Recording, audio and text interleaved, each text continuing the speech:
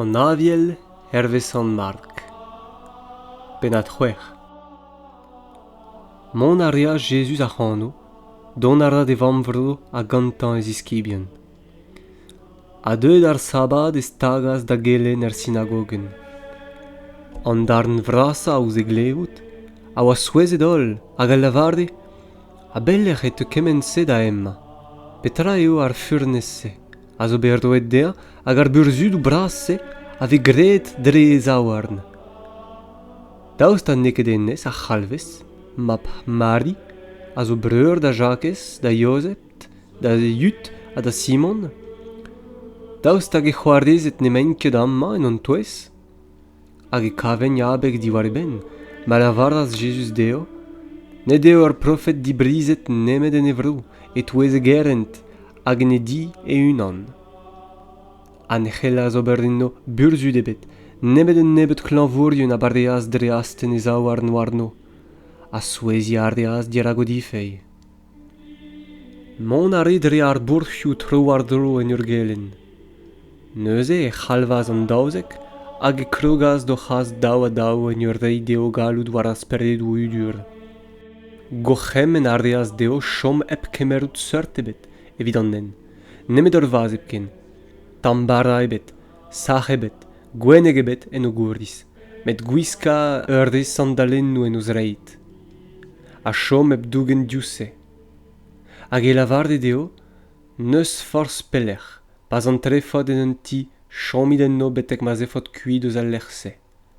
A ma zeus ul lec'h, ma na vefot ket degemeret gantañ, na chilaouet gant an dut, et kuit a c'hanno, a gejit ar poultr a zindan ou treit en desteni deo. Mont kuit a region eta hag e prezegen d'an dut kaout keuz do fec'hedou. Diaoulou e leiz ar gaseigne hag geoulia ar reigne kalz a glanvourien hag o fardea. Ar drou e Herodes a glevas kemense, ar brudet eo a deuet anno Jesus da vea, hag e lavarde an dut, yann vadezour a zo diunet a douez ar revarou, a setu per agen emziskouezen an galoudou burzudus. Ar diwal a lavarde, Elia ez eo, ar diwal c'hoaz, ur profet ez eo, evel eus ar profetet. Met Herodes o vez a klevet ar brudousse a lavarde, yann an iniam eus gret dibenna, en ez eo a zo at savet da veo. Ar gevit gwir, Herodes e unan en dova kaset tud da dabout krogen yann, hag en teurel chadennet er prison, a bar an mor da Herodias, grueg evreur Philippe en dova kemeret da briet. Ar da gian a lavarde da Herodes, nach eus ket gwir da gaout grueg da vreur. Herodias eta, a vire droukranz ouz yann. Plijet e vijebet dei en lakad d'ar marou, men ne c'helleket, ar hag Herodes a zouge da yann, dre maouie oa un den reiz a santel. En gwarezi arde, pen deveze en klevet, e veze gwall nec'het a koulskoude a galon e chilaoue an ea. Ogen, setu menem gavaz un degouez mat.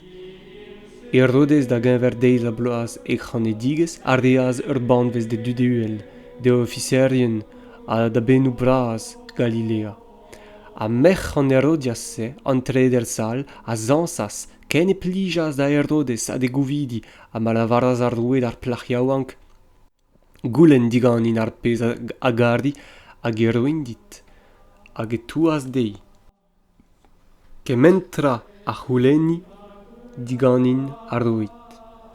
Kementra a c'houleni diganin ar roin dit, a pa ve an anter eus marou an telez. A gid a vont Hermes a da lavarout de mam, petra a c'houlenin? I a respontas, pen yann ar badezour. A gi o tistrei raktal mal warni da gaout ar doue ar deaz e goulen. Me a fel din, e mei, e rofez din dioustu war ar plat, pen yann vadezour. Ar doue a ias trist merbet, met en abeg de ledouet, a de gouvidi, ne felas ket dea nach e goulen outi. Kerken ar doue a gasaz ur gwart, gant ar gourc'hemen da zegas penyan vadezour. Hag emañ da vont a de zibenna en e brison. ha da zegas ar pen war ar plat ha den reid ar plachiaouank. Hag ar plachiaouank den reid e mam.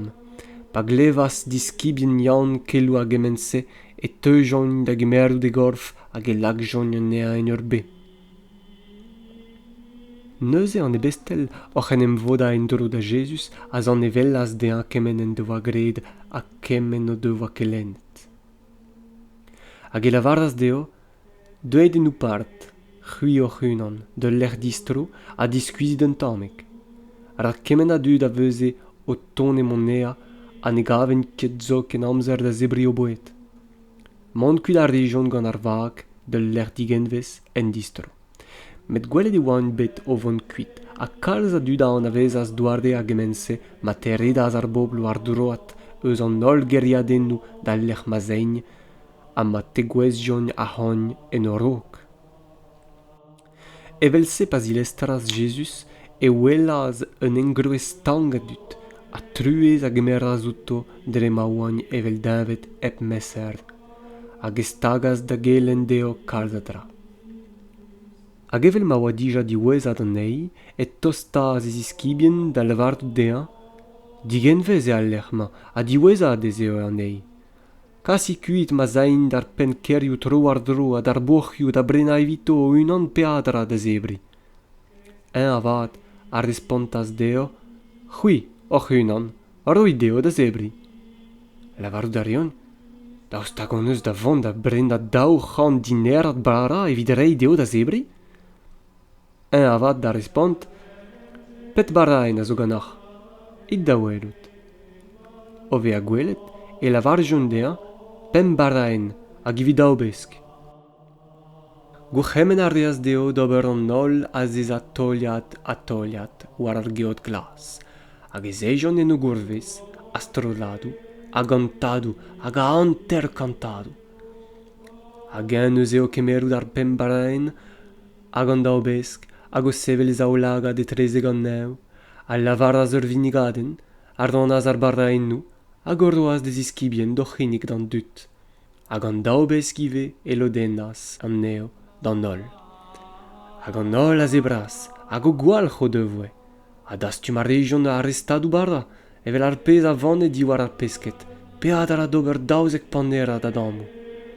Hag ar eo devoa debret ar baraenou a oa 5.000 a dud an neo.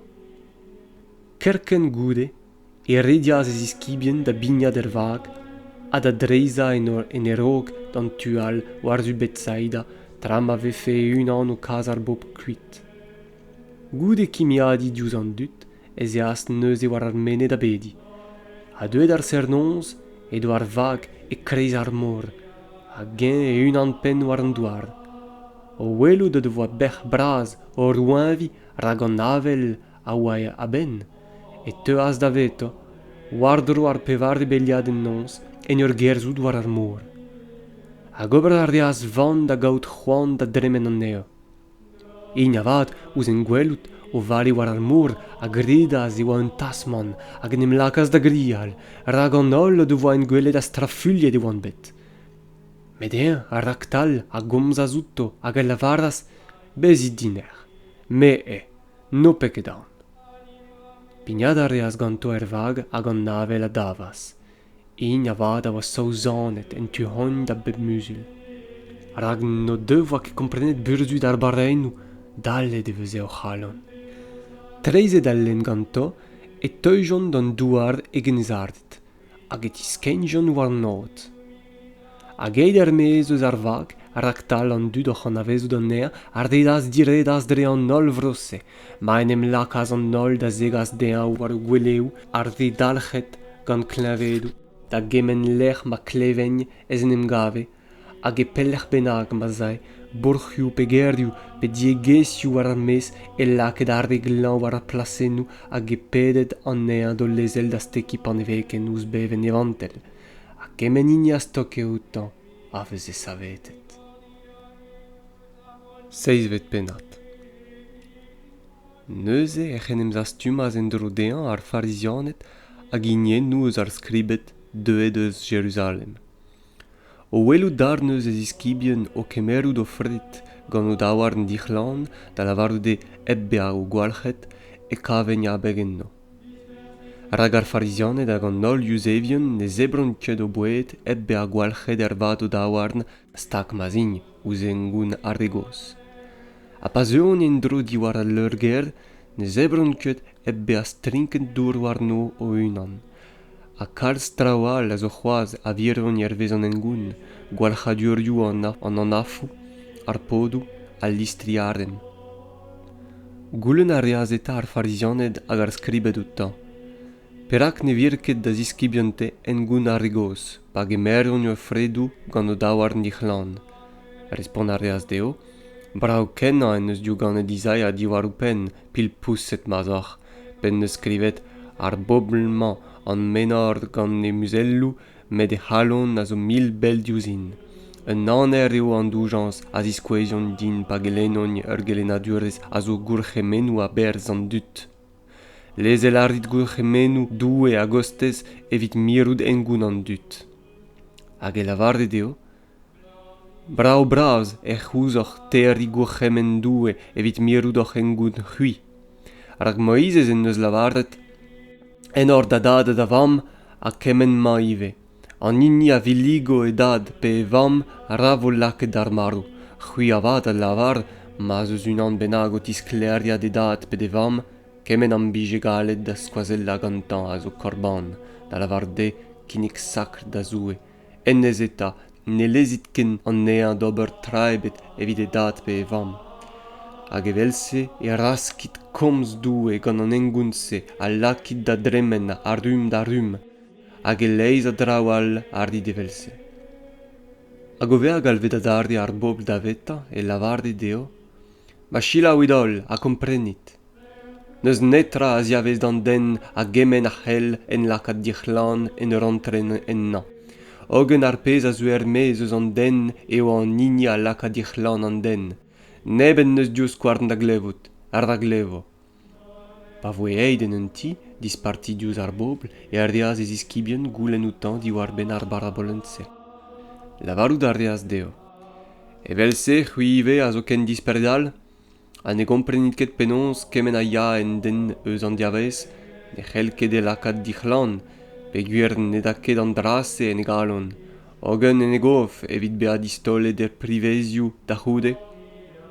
Evelse tiskleri e glan an ol voedou.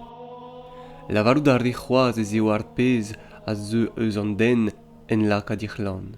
Rag eus an diabarz eus kalon an dut e teu ar menadou fall, gadaliez, lerdonsi, muntrerez, avultriez, gwalc'hoantegez d'armadou, falagriez, touellerdez, orget, avi, drukkomz, lochentez, dibouelegez, an ol falenteziouse, a zeus an diabarz, hag a lagan den dichlan.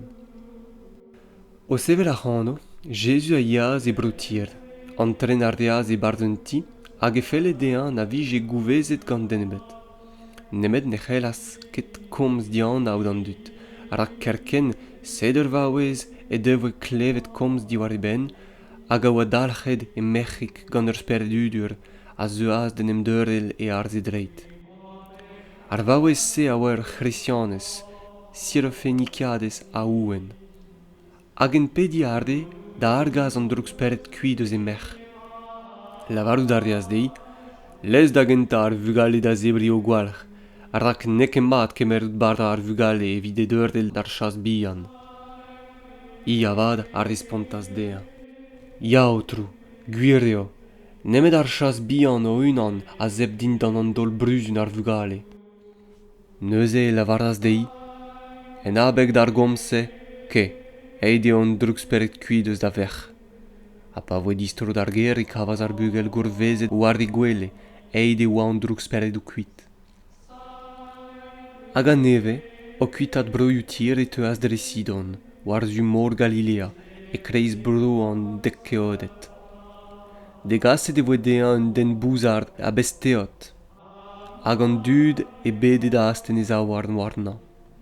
Jesus avad o vez a kemeret an ea en e bart, er mez eus ar bobl, a lakaz e viziet en e zioù skouarn, hag o vez a kemeret eus e alo a stokaz ouz teod an den. Hag o treiz a o lagad e trezeg an neu e hu an adas hag e lavardas dean e fetta. Da lavard de digord. Hag e tigordas e zius kwarn. A kerken e oa distagelle de deot. Hag e komz e reiz mat. Go c'hemen ar reaz Jesus deo chom e pardon hag e erdas en ebet. Met seul vuoc'h matifenne, seul vuoc'h e c'hembanen ar c'helou. Dreist musul e oa est lam an dut hag e lavarden brau disparden eus gret peptra. Ar de vouz ar o unan e lagan eo da glevout hag ar de vut da gomz. Eiz vet penat. En deizius se, evel ma oa adare un engreuz braz a dut, an o devoa ket peadra de zebri, e c'halvas Jesus e ziskibien hag e lavardas deo, true an meus ouz ar bobse, rak setu trideiz zo dija ma talc'hon ganin, an o deus ket peadra de zebri, a markas an eo d'ar ger ma voar yun, e mein o vont da sempla en ent, raginien nou an eo a zo deuet eus Abel. E ziskibien a respontas dean. Abel e c'helfe unan bennak rei deo o gwalc'h a varda amman, en ur gweler. Un a vat a c'houlen a zouto. Bet baraen a zo gannoc'h. 6, emeo. Neuze e c'houchemenaz d'an dut mon en o gourvez war an douar, hag o vea kemeret ar 6 baraen e lavardaz ur beden a durgardi, e ranaz an neo, hag e roaz an neo diz iskibien do c'hinnig d'an dut, hag in do c'hinnig d'ar bopr. Bez o devoa ive un nebet peskedigou, o ben niga ar deas, a lavardou do c'hinnig ive. Debri a region, hag o gwalc'h o devoe. A pa voe savet kuit ar pez a vane di war an tammou, e oa danvez 6 panerot. Ur pevar 1000 den bennak a oa an neo, a Jesus o c'hassaz en oent. Raktal o pignad er vag gant ez iskibien e zeaz da gostezioù dalmanouza. Don ar reaz ar fardizanet, de gaout, hag en em lagjon da glas koutan. Eviden an proui e c'houlenien digantan ur sin eus an neu. Un a vad, o hu an adi eus don e galon, a lavardas, perag emañ ar rumat ma o klask ur sin. E gwirionne, men lavardoc'h, ne vor roet da rumat ma sin ebet. Hag ouz o leuzel aze, e c'hat pignaz er vag da dreizad an tual. An kounac'het o devoa kemerout barda ganto. An o devoa er vag nemet ur varda en epken. Jesus neuze, ar deaz a c'hemen ma deo, tolit plet. Diwalit diouz goel ar fardizanet a diouz goel Herodes. Ma sonjen ken e trezo e oa dre an abek no devoa ket a varda ganto. Met Jesus ouz en gouzout a lavardas deo, perag e sonjit e trezoc'h ez eo dre an abek noc'h eus ket a varda. Ne gomprenit ket c'hoaz, ne veizit ket c'hoaz, a dale deve bep redou kalon, da o lagad oc'h eus a ne welit ket, diouz kouar noc'h eus, a ne chilaouet ket, noc'h eus ket dalc'het sonj, pa meus ranet ar pem baraen d'ar pem 1000 den, pet paner a tammou a zo aet gannoc'h. Daouzek, emeo, a pa meus ranet ar 6 baraen d'ar pevar 1000 den, pet kest a tammou a zo aet gannoc'h. 6, emeo. Neuze e lavardas deo, penaos ne gomprenit ket c'hoaz. Mont a reont da vet saïda, hag un den dal a zega a seur dea, ouz en pedi da steki outa. O tapout krog en dorn an dal, e kasaz an nean ermez eus ar vouch, a goude lakad alo war de zao lagad e c'hastenaz e zao ar noarna, hag e c'houlen a zoutan. Hag un dra bennak a welles, hag emañ o sevel e zao lagad a lavardas, an dud a welan, rag evel gwez a verzan, hag in o kerzout. Jesus a darde a lakaz e zao arn war de zao lagad, hag emañ a welas kler. En em gaout ar de asparde hag e weles piz mat peptra. Neuze Jesus a gasaz an ea d'ar ger en e lavardot, n'an treket zoken e barz a vouch. Mont a reaz Jesus gant ez iskibien war zu boc'hioù kaez a re a Philip. A trammet on gant o ent e a reaz ar goulenn ma outo. Piou a lavar an dut ez on me. Hag in da respont dea, Yann ar badezourd, ar rioual Elia, ar rioual c'hoaz unan eus ar brofedet. Hag e c'houlen a zouto, c'hui a vat. Piou a lavardit ez on me. Per o respondean a lavaras, te e a Christ. Neuze Jésus a c'hoc'h as gronj deo, chom ep komz da zenebet diwar ben. Neuze e krogas da zeski deo e waret da vab an den gouzanf kalz a boanio, be a distolet gant an enaourien, gant an arveleion, hag an ar skribet, be a laket ar marou hag a tsevel da veo a ben tridevez da c'houde. Dizolo ker e lavarde kemense, met perd ouzen kemerdou da gostez a stagas da groz aldea. Ogen Jesus o tistrei hag o welou des iskibien a grozas da ber en ur lavarout. Kerz adreo, Satan, rak da sonjou ninke sonjou doue, met re an dut. O vea galvet ar bob de gaout gant ez iskibien e lavardas deo. Mar feln da unan bennak donet war melech, ra en em zinacho e unan, ra samo e groas, ra zeuio da meul, ra gant neb a ven no savete e vue, e c'hollo, met an neb a gollo e vue en abeg din me, a da c'helou mat, e saveteio. Rak petra dalv den den gont nid ar bedol, ma kol e vue. Petra ne rofeket un den e trog e vidat kavout bue. Piou bennak en devo mez a c'hanon hag eus ma c'homzou errumatman a dut a voul trerien a pecherion, mab an den ive en devo mez an ea, pa zeuio e klode dat gant an el e santel. Navet penat.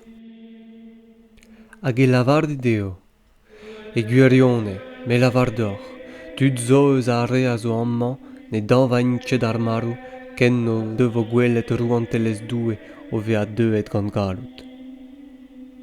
C'hwer devez goude e kemer Jesus gant an perd, Jacques a Yann, hag o c'haz a ra en o fart o unan, eb ar de all, war ur mene uel. Hag e voet reus neuziet dirazo, e ziliad a zeu as da vea lugernus a gwen kan merbet, evel neus koumeur ebet war an douar a c'helfe gwenna kemense. En em ziskouez ar deas deo, Elia a Moïses, hag e komzen gant Jesus. A per o sevel e vouez a lavardas da Jesus, ar dabi, brao eo diombe a amma. E ma amma vont a sevel teir delten, unan ditte, unan da Moïses hag unan da Elia. Ne oie ket petra da respon, rak spanta de oan. A sed ur gwabren ouz o golloi gant eskeut, hag ur vouez o ton eus ar gwabren. Emma eo ma map mu a kardet. Chilaou ida. Hag adol trum o selou tro war dro ne weljon den e beken. Nemet Jesus e unan pen ganto. Pedon ne tisken diwar ar mene e c'hoc'hemen as Jesus deo diwal da zis plega da zenebet ar pez o devoa gwelet. Ken na vijat savet mab an den a douez ar de varou.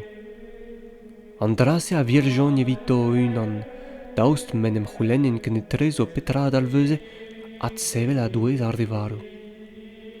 Neuze e c'houlenjon uta, pera hag e lavar a skribet et le Elia donet da genta. Ar despon ar deas deo, ya, Elia o ton da genta a adresso peptra. Met penons neuze ez eo beskrivet diwar ben mab an den e vordet de an gouzanf kalz da bea dis me ganset. Ogen men lavardor, deuet eo Elia dija, a gredo deus dea kemen a garenje, evel ma eo skrivet diwar e ben.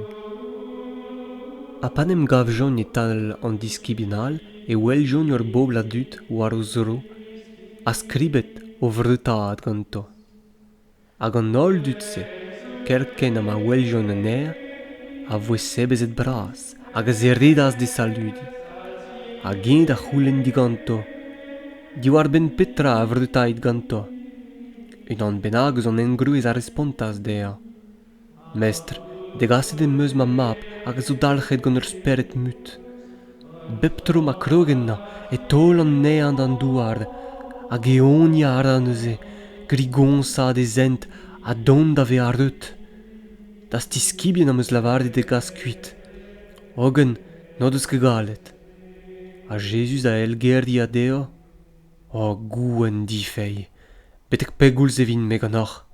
Betek pegoulz em mod kouzanf. En degasit din. Hag en degaz ar dijon dea. Kerken am a welas Jesus ar spered a wal hejaz ar bugel. Hag emma kwezet an douar en em rullie en ur eon enni. Jesus a c'houlen a zouzedat, pegeit zo e c'hoarvez an draseg an ta. Ha ba oe vugeliez emer. Aliez en eus ar spered edolet an tan hag en dourd evit e lakat da vervel.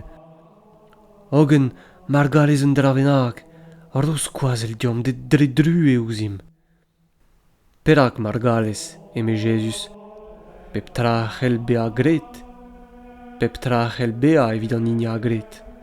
Kerken en ur yochal e respontas tar d'ar bugel, kregiaran, ar dos koazel dam diskredoni.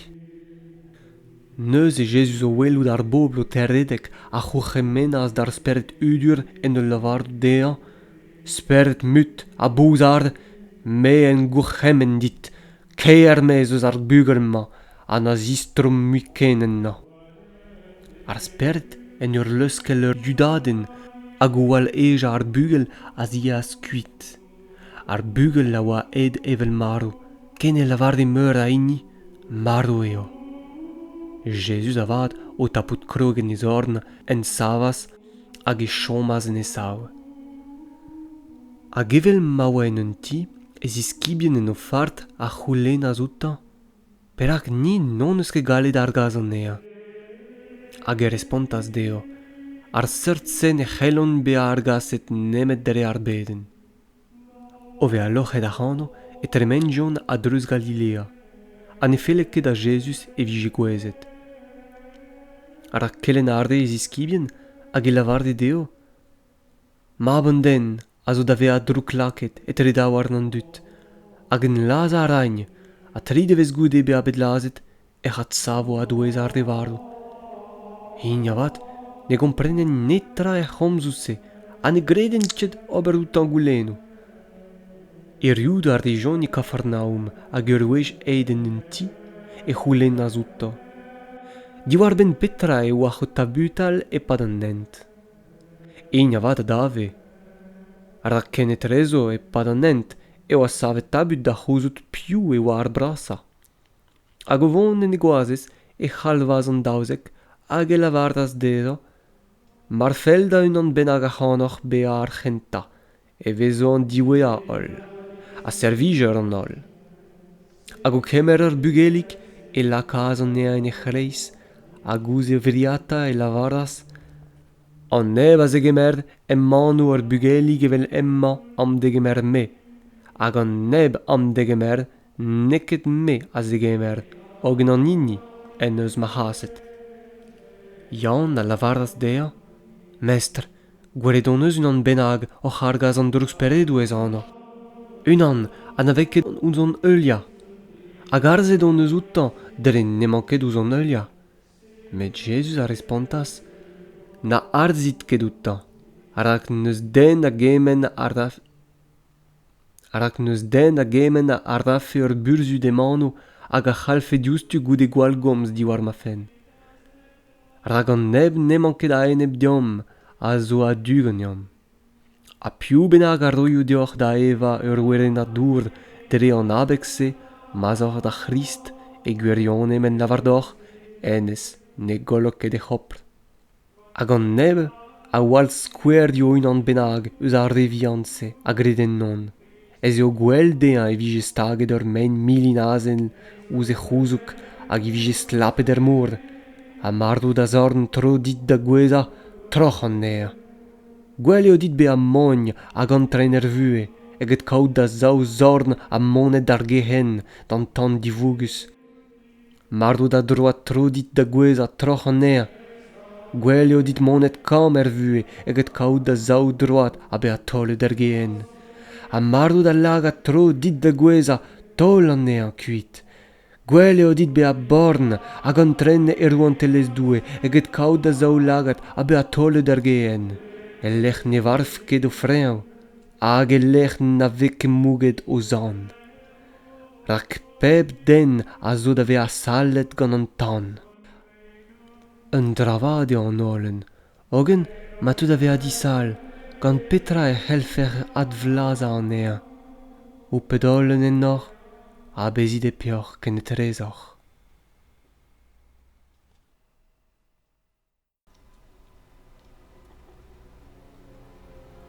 Echuom gant ur beden evit Breizh. Breizis, kouezom d'an daolin, hag eb fall galoni, bedom Jesus da gemer truez ouzh ur broni. Breizh diskardet, ur pilet ne beutoc'h a skedo. War-do douar c'hor nawak, na daval e veuzo. Breizis, pedom a galon, ma vo ad savet Breizh, en e c'herd evel gwechal, gant e yez hag e fei, eb fei gristen brouioù ne c'hell be a urzh bet. Eb brezonek, ken nebet ne c'hell be a Breizh ebet.